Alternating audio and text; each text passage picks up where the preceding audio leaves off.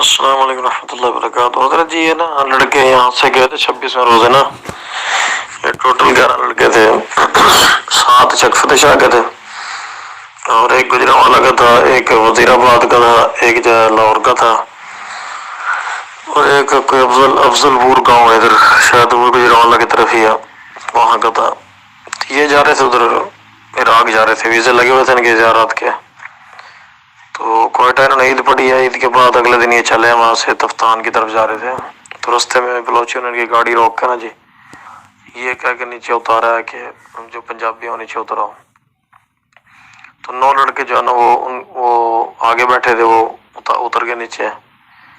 بلکہ ان کو سامان بھی پوری طرح نہیں لینے دیا، کسی کا جوتا رہ گیا گاڑی میں، کسی کا موبائل رہ گیا، کسی کا ساری لوٹنا مقصود نہیں تھا، صرف مارنا مقصود تھا۔ انہوں نے لوٹا ان سے 1 روپیہ بھی نہیں ہے۔ تو وہاں سلطان چڑھائی کے نام سے کہ نا بڑی پلی تھی،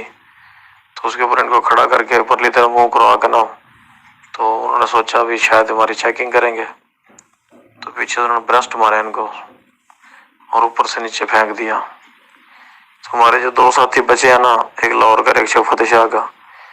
وہ اس وجہ سے بچ گئے کہ وہ فیملی کے پیچھے بیٹھے تھے، فیملی والوں کو انہوں نے کچھ نہیں کہا، تو وہی لڑکا بتا رہے ہم آنکھوں سے دیکھتے رہے، بس چیخو پکار ہی پڑی کی عورتوں نے، پھر انہوں نے ڈرائیور کے اشارہ کیا گاڑی لے کے دفع ہو جائے یہاں سے۔ وہ صرف مارنا مقصود تھا، ان کی جیب میں سے ہر چیز ایسے ملی ہے، پاسپورٹ بھی ملا ہے، شناختی کارڈ، ہر چیز ان کی جیب میں موجود تھی، پیسے پوسے سب کچھ، 1 روپیہ تک نہیں لوٹا، صرف مارنا مقصود تھا۔ پنجابی بھی ایسے مارا اور یہ بھی ساتھ کہا کہ تم پنجابی ہماری عورتوں پہ بچے کو ظلم کرتے ہو۔ تو یہ ابھی جو ہے نا وہ نوشکی کے مقام پہ مارے گئے ہیں، کوئٹہ سے تھوڑا آگے نوشکی، یعنی پاکستان میں کام ہو گیا یہ،